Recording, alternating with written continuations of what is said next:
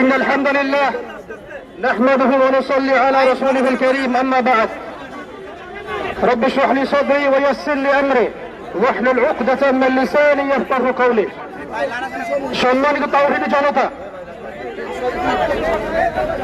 আল্লাহ রাব্বুল আলামিনের কাছে লাখো কোটি শুকরিয়া যে আল্লাহ রাব্বুল আলামিন আমাদেরকে আজকে নবী সাল্লাল্লাহু আলাইহি ওয়াসাল্লামের শানে দাঁড়ানোর তৌফিক দান করেছেন।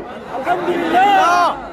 আল্লাহ রাব্বুল আলামিনের দরবারে শুকরিয়া যে আল্লাহ রাব্বুল আলামিন আজকে আমাদেরকে বাংলার মাটিতে নবী সাল্লাল্লাহু আলাইহি ওয়াসাল্লামের শান মর্যাদা রক্ষার লড়াইয়ে নামার তৌফিক দান করেছেন।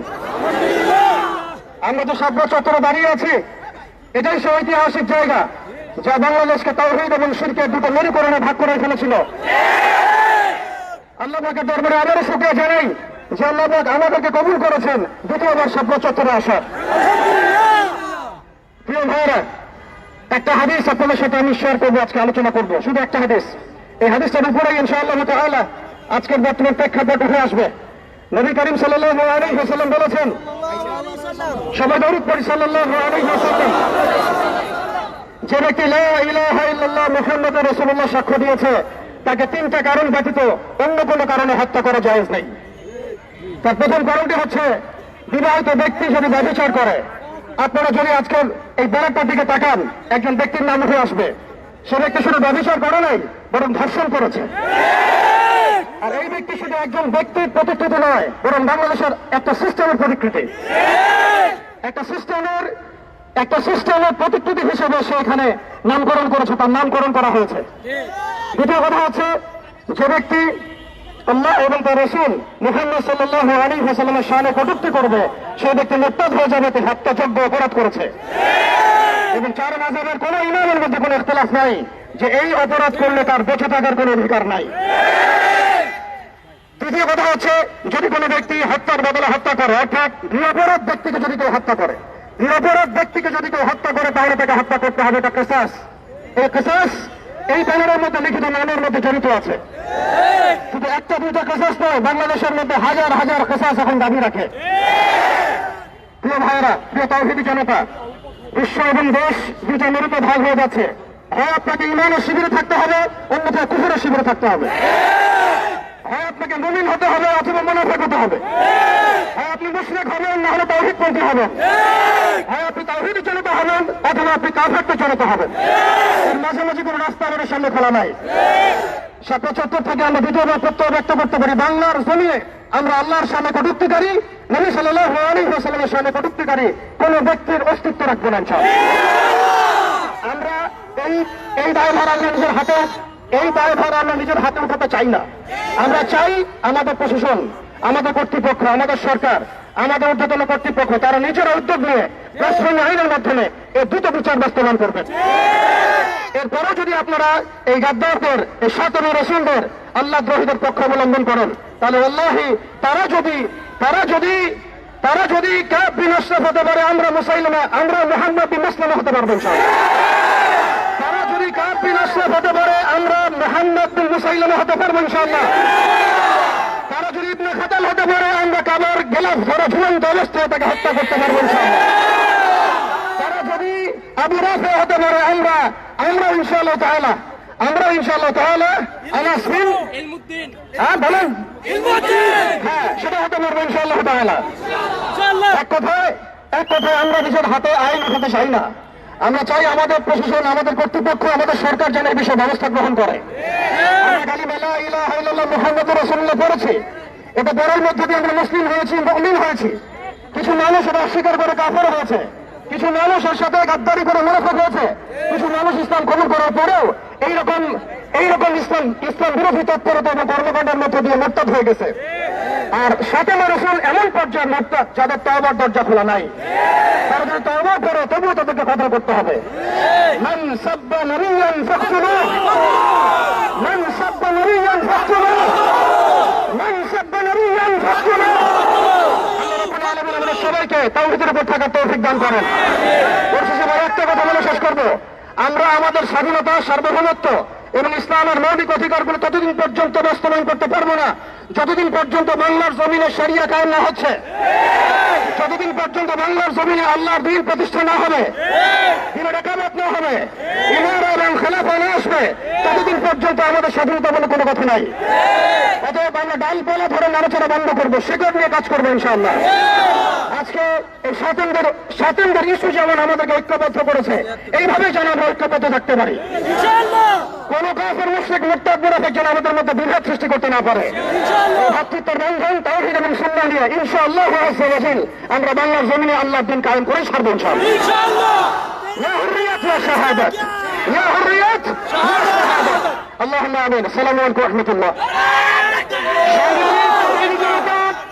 এই পর্যায়ে আমাদের সামনে সংক্ষেপে গুরুত্বপূর্ণ বক্তব্য রাখবেন বিশিষ্ট লেখক এবং প্রকাশক আহমদ রফিক। আলহামদুলিল্লাহ রাব্বিল আলামিন ওয়াসসালাতু ওয়াসসালামু আলা সাইয়্যিদিল মুরসালিন ওয়া আলা আলিহি ওয়া আসহাবিহি আজমাইন। দেখেন, আজকে আমরা যখন আল্লাহ ও তার নবীর ভালোবাসায় প্রতিক্রিয়া দেখাই, তখন আমাদেরকে তারা বলে আপনারা এত প্রতিক্রিয়া কেন দেখান, বলে না? তারা বলে দেশটা অনেক খারাপ অবস্থায় আছে, অস্থিতিশীল অবস্থায় আছে, মাত্র আমরা গণ অভ্যুত্থান কমপ্লিট করছি, আপনারা একটু শান্ত হন, বলে কি বলে না? তারা সংবিধান নিয়ে সোচ্চার, তারা ন্যাপকিন নিয়ে সোচ্চার, তারা প্যাড নিয়ে সোচ্চার, তারা অনেক কিছু নিয়ে সোচ্চার। কিন্তু আমরা যখন আল্লাহ ও তার রসুলের ভালোবাসা দাবি নিয়ে সোচ্চার হই, তখন তারা আমাদেরকে সবক দিতে আসে, দেশটা অস্থিতিশীল করবেন না। আমরা বলতে চাই, এই দেশটাকে স্থিতিশীল রাখার দায়িত্ব কি শুধু আমাদের? এই দেশের গুরুত্বপূর্ণ পজিশনে, পদ পজিশনে যারা বসে আছেন তাদের কি দায়িত্ব নাই? আচ্ছা, রাখাল রাহা যে এই দেশের সরকার তাকে একটা গুরুত্বপূর্ণ পজিশনে বসিয়েছে এনসিটিবির, আপনার পাঠ্যপুস্তক রিভিউ প্রকল্পের একটা গুরুত্বপূর্ণ পদে, এরকম গুরুত্বপূর্ণ একটা পদে বসে যখন তার মনে হলো চলেন ফেসবুকে যাই, আল্লাহ ও তার রসুলের বিরুদ্ধে একটা কটূক্তি করে আসি, এরকম নির্বোধের মতন কাজ করে, তখনও কি প্রশাসন থেকে তাদেরকে বলা হয়েছে যে আপনি এরকম কেন কুপমুন্ডকের মতন কাজ করলেন, কেন উস্কানি দিলেন? তাকে কিন্তু বলা হয় না। সকল দায়ভার তৌহিদি জনতার। তৌহিদি জনতাকে কোপ খেতে হবে। আমাদের আইনজীবী আলিফ কোপ খেয়ে দিবালোকে নিহত হয়েছে, ধৈর্য আমাদেরকেই ধরতে হবে। কিন্তু তাদের কোনো ধৈর্য নাই, তারা তাদের সব কাজ করবে, সকল ব্যাপারে প্রতিক্রিয়া দেখাবে, আর ধৈর্য নসিহত শুধু আমাদেরকে দিবেন আপনারা। এটা আপনাদেরকে বুঝতে হবে, এটা কাজ করবে না। শুনেন, ধৈর্য আপনারা ব্যাপারটা বুঝতে পারছেন না যে ধৈর্য কখন ধরবে কখন ধরবে না। এটা ইজ অল অ্যাবাউট প্রায়োরিটি। আপনার কাছে ন্যাপকিন গুরুত্বপূর্ণ, আপনার কাছে আরো অনেক সংস্কার গুরুত্বপূর্ণ, আপনার কাছে নির্বাচন গুরুত্বপূর্ণ, আপনার কাছে সংবিধান গুরুত্বপূর্ণ, আমাদের কাছে সবচেয়ে বেশি গুরুত্বপূর্ণ আল্লাহ এবং তার রাসূল। সুতরাং আপনি যদি এসব ব্যাপারে প্রতিক্রিয়া দেখাতে পারেন এবং দেখান, আমরা আমাদের প্রাণপ্রিয় নবী মুহাম্মদ সাল্লাল্লাহু আলাইহি ওয়াসাল্লাম এবং আল্লাহ রাব্বুল আলামিনের শানে যদি কটূক্তি করে, তাহলে আমরা আমাদের রক্ত দিয়ে প্রতিক্রিয়া দেখাতে পিছপা হব না ইনশাআল্লাহ। আজকের এই সমাবেশে আমাদের কিছু সুনির্দিষ্ট দাবি আছে, আমি সংক্ষেপে আপনাদেরকে সেই দাবিগুলো পাঠ করে শোনাতে চাই। 1 নাম্বার, আপনারা জানেন যে ব্যক্তি আল্লাহ ও তার নবীর শানে কটূক্তি করেছে, রাখাল রাহা যার নাম, সরকার তাকে রাখাল রাহা নামেই নিয়োগ দিয়েছে, কিন্তু তার মূল নাম কিন্তু রাখাল রাহা নয়। আমাদের লজ্জা হয়, তার নাম সাজ্জাদুর রহমান। আমাদের প্রথম দাবি এই যে রাখাল রাহাকে দ্রুত গ্রেফতার করতে হবে, এবং সোহেল গালিব যে তার কবিতা প্রকাশ করেছে, দেখেন একটা ব্যাপার, সে কিন্তু এই কবিতাটা নতুন লেখে নাই, যে নতুন কবিতা লিখেছি তার মনে অনেক আকুতি এটা প্রকাশ করি, এই কবিতা কিন্তু তার পুরনো, কিন্তু সেই কবিতা এখন কেন পাবলিশ করলো ফেসবুকে? এর উদ্দেশ্য হলো আপনাদেরকে উস্কানি দেওয়া। সুতরাং সরকার যদি মনে করে যে এই দেশকে স্থিতিশীল রাখবে, তাহলে প্রথম পর্যায়ে যারা উস্কানি দিল, তৌহিদি জনতাকে যারা উস্কানি দিল, তাদের শাস্তির ব্যবস্থা করতে হবে। 2 নাম্বার, ধর্মীয় অবমাননা, উস্কানিমূলক প্রচার রোধে বিশ্বব্যাপী বিদ্যমান আইন ও আন্তর্জাতিক দৃষ্টান্ত পর্যালোচনা করে বাংলাদেশের দৃঢ় ও কার্যকর ব্লাসফেমি আইন প্রণয়ন করতে হবে। এই আইনের মাধ্যমে ধর্মীয় অবমাননার সকল ধরনের অপরাধের জন্য দৃষ্টান্তমূলক শাস্তি নিশ্চিত করতে হবে। 3 নাম্বার, রাজনৈতিক অসদুদ্দেশ্যে করা মামলায় আটক সকল আলেম ও ইসলামপন্থীদের নিঃশর্ত মুক্তি দিতে হবে। বিশেষ করে গুম ও নির্যাতনের পর জোরপূর্বক অনেক মানুষের কাছ থেকে হত্যার ভয় দেখিয়ে, তাদের পরিবারের উপরে নির্যাতনের ভয় দেখিয়ে 164 ধারায় জবানবন্দি নেওয়া হয়েছে। এই জবানবন্দির কারণে তাদের ফাঁসি হয়ে গিয়েছে, মৃত্যুদণ্ড হয়েছে, যাবজ্জীবন হয়েছে, কিন্তু গোটা ব্যাপারটাই সাজানো এবং নাটক। তাদের বিরুদ্ধে দায়ের করা মিথ্যা মামলাগুলো বাতিল করতে হবে এবং দ্রুত তাদের মুক্তি নিশ্চিত করতে হবে। র্যাব, ডিজিএফআই, সিটিটিসি সহ বিভিন্ন রাষ্ট্রীয় বাহিনী কর্তৃক সংগঠিত গুম, বিচার বহির্ভ হত্যা এবং নির্যাতনের দায় স্বীকার করে সরকারকে আনুষ্ঠানিক শ্বেতপত্র প্রকাশ করতে হবে। এ সংক্রান্ত সকল নথি জনসমক্ষে আনতে হবে এবং রাষ্ট্র ও রাষ্ট্রীয় বাহিনীগুলোকে ভিকটিমদের পরিবার ও পুরো জাতির কাছে আনুষ্ঠানিকভাবে ক্ষমা প্রার্থনা করতে হবে। আলেপুদ্দিন, মহিউদ্দিন ফারুকী সহ গুম, বিচার বহির্ভূত হত্যা ও রাষ্ট্রীয় নির্যাতনের সাথে জড়িত সকল কর্মকর্তাকে আন্তর্জাতিক মানবাধিকার আইন অনুযায়ী বিচারের আওতায় এনে সর্বোচ্চ শাস্তি নিশ্চিত করতে হবে। রাষ্ট্রীয় বাহিনীর নির্মম নির্যাতনের শিকার সকল বন্দী ও তাদের পরিবারকে সরকারি তহবিল থেকে যথাযথ পুনর্বাসন ও ক্ষতিপূরণ প্রদান করতে হবে। বন্দীদের স্বাভাবিক জীবনে ফিরিয়ে যাওয়ার নিশ্চয়তা সরকারকে দিতে হবে এবং ক্ষতিগ্রস্ত পরিবারগুলোর দীর্ঘমেয়াদী সহায়তা নিশ্চিত করতে হবে। এই দাবিগুলো আমরা সরকারের কাছে স্পষ্ট ভাষায় জানাচ্ছি। এই দাবিগুলো এই দেশের শান্তি, শৃঙ্খলা ও স্থিতিশীলতা রক্ষার জন্য অপরিহার্য। সরকার যদি চায় যে দেশের শান্তি, শৃঙ্খলা ও স্থিতিশীলতা বজায় থাকবে, তাহলে এই দেশের 90% বেশি মানুষ মুসলমান, তাদের আবেগ, অনুভূতি ও ধর্মীয় বিশ্বাসের প্রতি শ্রদ্ধা জ্ঞাপন করতে হবে। এই দাবিগুলো রেখে সরকারের প্রতি উদাত্ত আহ্বান রেখে আমি আমার বক্তব্য এখানে শেষ করছি। আসসালামু আলাইকুম ওয়া রাহমাতুল্লাহি ওয়া বারাকাতুহু।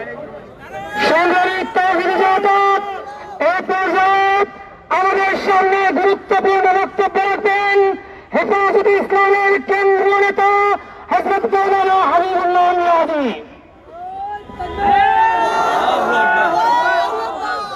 আসসালামু আলাইকুম ওয়া রাহমাতুল্লাহি ওয়া বারাকাতুহু। নাহমাদুহু ওয়া নুসাল্লি আলা রাসূলিহিল কারীম, আম্মা বা'দ।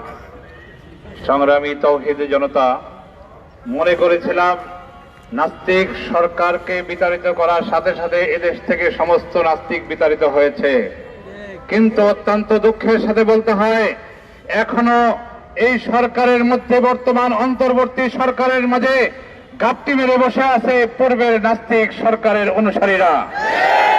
যতক্ষণ পর্যন্ত এই রাখাল রাহার দৃষ্টান্তমূলক শাস্তি না হবে, ততদিন পর্যন্ত বাংলার তাওহীদ জনতা রাজপথ ছাড়বে না ইনশাআল্লাহ। আমরা বলতে চাই স্পষ্ট ভাষায়, এই যে দেখেন শাপলা চত্বর, বহু বছর পর, 12 বছর পর এই শাপলা চত্বর আসার তৌফিক হয়েছে।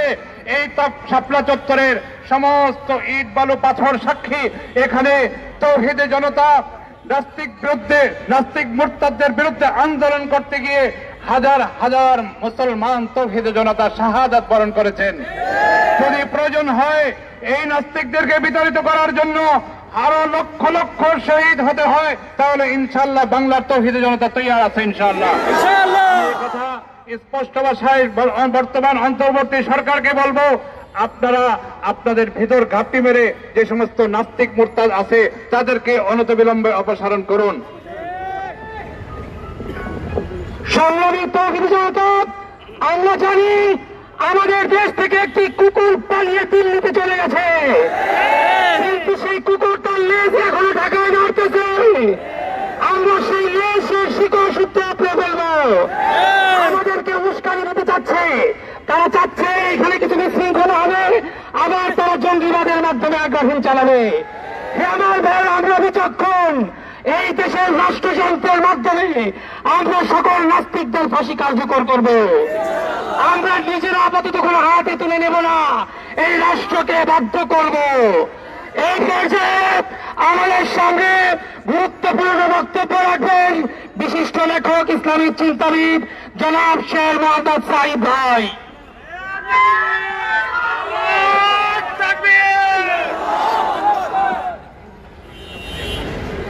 প্রিয় ভাইরা আমার, আমরা স্পষ্ট ভাষায় একটা কথা বলতেছি, কোরআন এবং সুন্নাহ ছাড়া আর কিছুতেই আমরা সন্তুষ্ট না।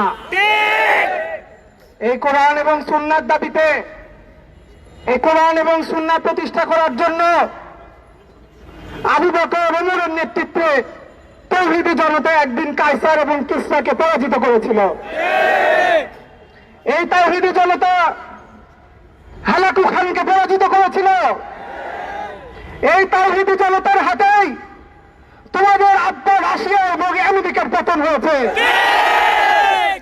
এই তাওহীদি জনতা কোরআন এবং সুন্নাহর জন্য মুহাম্মদ বিন বখতিয়ার খিলজির নেতৃত্বে এই সোনার বাংলাকে তোমাদের দাদা মুশরিক এবং গরুর মুদখোর ইহুদিদের হাত থেকে ফিরিয়ে নিয়ে কোরআন এবং সুন্নাহর হাতে এই দেশটাকে ন্যস্ত করেছিল। আমরা বিজয়ীর জাতি, আমাদের ইতিহাস বিজয়ের ইতিহাস, আমাদের ইতিহাস বীরত্বের ইতিহাস। আমরা কাপুরুষ নই, আমরা পরাজিতের রক্ত বহন করি না। সুতরাং এই দেশে তোমরাই হলে উড়ে এসে জুড়ে বসা মানুষ।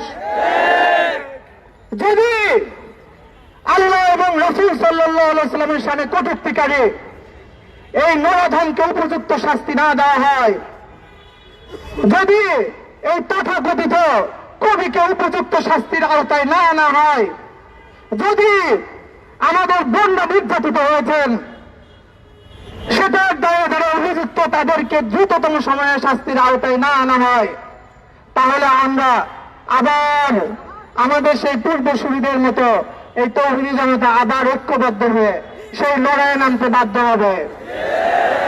মনে রাখতে হবে, কোন অবস্থাতে আমরা কোরআন এবং সুন্নাহ ছাড়া আর কিছুতেই সন্তুষ্ট নয়। আর একটা কথা বলে দেই, আমাদের অনেক মুহতারামরা এখন নির্বাচন আর এইটা সেটা নিয়ে ব্যস্ত হয়ে পড়ছেন। আপনাদেরকে বলতেছি ভাই, এইটা নির্বাচন আর এগুলো নিয়ে ব্যস্ত হওয়ার সময় না। আপনারা অনুগ্রহপূর্বক এই দেশের মুসলমানদের অধিকার আদায়ের দাবিতে আপনারা সামনের কাতারে, সামনের সারিতে সরে আসুন। আল্লাহ সুবহানাহু ওয়া তাআলা আমাদের সবাইকে তৌফিক দান করুন। সংগ্রামী সাথী ও বন্ধুগণ, সকলে আমরা আল্লাহর কাছে শুকরিয়া আদায় করছি। আলহামদুলিল্লাহ, আল্লাহু আকবার। আল্লাহ, তুমি আমাদেরকে পুনরায় আবার সাপ্লায় আসার তৌফিক দান করেছো। আল্লাহ, যারা আমাদেরকে এখানে রক্তাক্ত করেছিল আজকে তারা বাড়িয়েছে, এটা একমাত্র তোমার সাহায্য। আল্লাহ, তুমি তাদেরকে অপমানিত করেছো। আল্লাহ, তুমি তাদেরকে ইসলামপন্থীকে বিজয় দান করেছো। আমরা বর্তমান সরকারকে বলতে চাই, যেই রক্তের মাধ্যমে স্বৈরাচারের পতন হয়েছে সেই রক্তের সূচনা এই শাপলা চত্বর থেকে হয়েছিল। সুতরাং এই শাপলার রক্তকে প্রত্যাখ্যান করে, শাপলার রক্ত ধরে আমাদেরকে মাইনাস করে তোমরা কোনো ধরনের সংস্কারের চিন্তা করবে, এদেশের 92% মানুষ তোমাদেরকে প্রত্যাখ্যান করবে। আমরা অনেক দলে বিভক্ত হতে পারি, আমরা অনেক মাযহাবে বিভক্ত হতে পারি, আমরা অনেক ফিরকায় বিভক্ত হতে পারি, আমাদের নামে দলে পোশাকে ভিন্নতা থাকতে পারে, কিন্তু আমার রাসূলকে নিয়ে যদি কথা বলা হয় তখন আর দল থাকে না, তখন আর নাম থাকে না, তখন সকলে মাথায় কাপড়ে কাপড় বেঁধে আবার সপ্তাহে তোর এসতে তৈরি করি না। আমরা যেহেতু সপ্তাহে এসেছি পুনরায়, সুতরাং এই আগমন হল বিজয়ের আগমন। যেহেতু আমরা এখানে এসেছি, এখান থেকে প্রত্যেকটা আন্দোলনের দূরযাত্রা এই সপ্তাহ থেকে হবে ইনশাআল্লাহ। সংগ্রামী সাথী ও বন্ধুগণ, এই সপ্তাহ আমাদের হৃদয় আন্দোলন, আমরা এই স্বপ্ন ভুলে যাই না। এই স্বপ্ন আমাদের হৃদয়ের রক্তক্ষরণ তৈরি করে। হেফাজতের রাতে রাত 2:30টায় এখানে সাদা পাঞ্জাবি রক্তাক্ত করেছি। আমার ভাই এখানে শহীদ হয়েছে, আমরা এই স্বপ্ন সরে যায় নাই। আমরা সরকারকে বলতে চাই, এতক্ষণে যথেষ্ট আলোচনা হয়েছে, অনতিবিলম্বে ব্যবস্থাপী আইন তৈরি করে রাখাল শহীদদেরকে এমন ভাবে শাস্তি কার্যকর করতে হবে যাতে করে আর কোন সহভাগী বাংলার জমিনে আর কখনো মাথাছাড়া দিয়ে উঠতে না পারে। সংগ্রামী সাথী বন্ধুগণ, এই পর্যায়ে সংক্ষিপ্ত বক্তব্য দিবেন খেলাফত আন্দোলনের নায়েবে আমির হযরতুল আল্লামা শেখ মুজিবুর রহমান হামিদি হাফিজাহুল্লাহ। এই পর্যায়ে সংক্ষিপ্ত বক্তব্য দিবেন শেখ মুজিবুর রহমান হামিদি হাফিজাহুল্লাহ।